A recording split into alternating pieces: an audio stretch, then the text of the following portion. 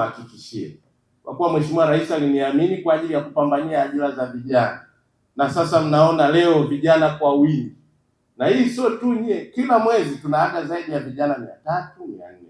Leo hii mwezi huu ndio imetia fora, vijana 521 mnaondoka kwa pamoja. Kwa hiyo kati ya zile changamoto zote zilizokuwa zinakwaza sekta hii ya ajira za nje, na Patrick umesema vizuri, ajira za nje zinaweza zikasaidia katika ujenzi wa taifa letu, kwa sababu mkienda huko kule mnakoenda hamna mjomba wala hamna shangazi wala hamna kaka wala dada. Mjomba au shangazi yuko Tanzania. Kwa vyovyote vile fedha utakayoipata utalazimika kurudi nyumbani kwamba jamani, mama nijengeeni nyumba, mama ninunulieni hiki, mama nifanyieni hiki. Pale unapoleta hizo fedha ndio unaijenga nchi yako. Hivyo ndo namna tunawategemea nyie, na leo mtaanza kuitwa diaspora, mtaingia kwenye familia ya diaspora.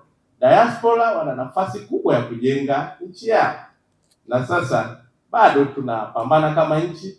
Fedha zinazotoka diaspora tunaita remittances, hatujafika dola za Kimarekani bilioni 1.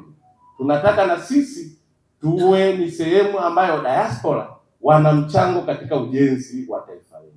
Kwa hivi mlivyo na mnapoondoka leo na umuhimu tunao hapa, tunajua kwamba nyie ni sehemu ya chachu au chanzo cha kujenga taifa lenu mnapoenda kufanya kazi nje. Ongeleni sana.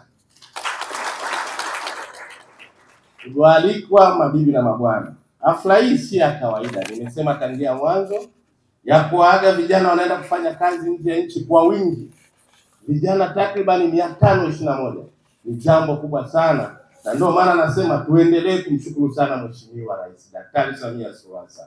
Ameifungua nchi yetu, amezunguka huko na kujenga diplomasia ya uchumi.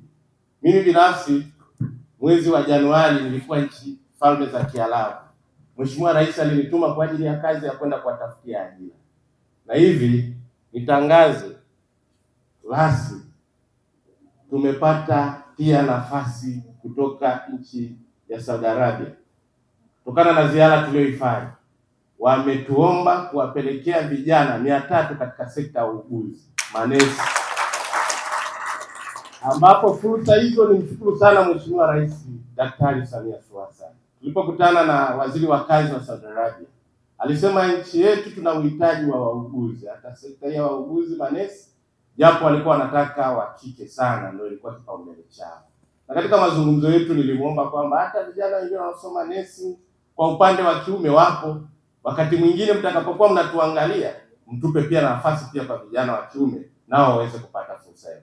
Nashukuru kwa kuanzia wametupatia hizo nafasi 300 ambazo muda si mrefu tutatoa matangazo ya vijana wa Kitanzania waombe nafasi hizo ili waende kufanya kazi nchini Saudi Arabia.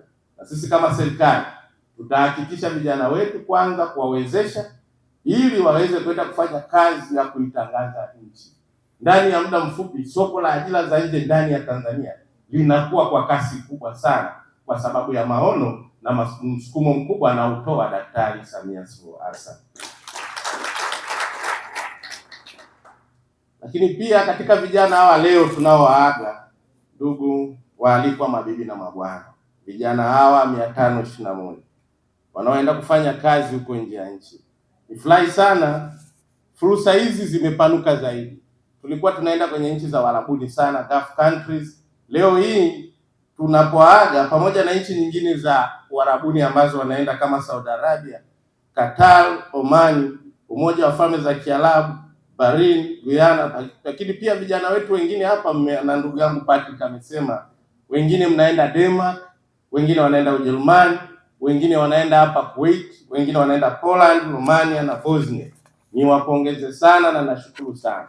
Ndugu yangu mwakilishi wa mawakala, umesema fursa za ajira za Ulaya ni kubwa, na leo nimefurahi sana, ni vijana zaidi ya 40 katika 521 wanaenda nchi za Ulaya. Niwapongeze sana.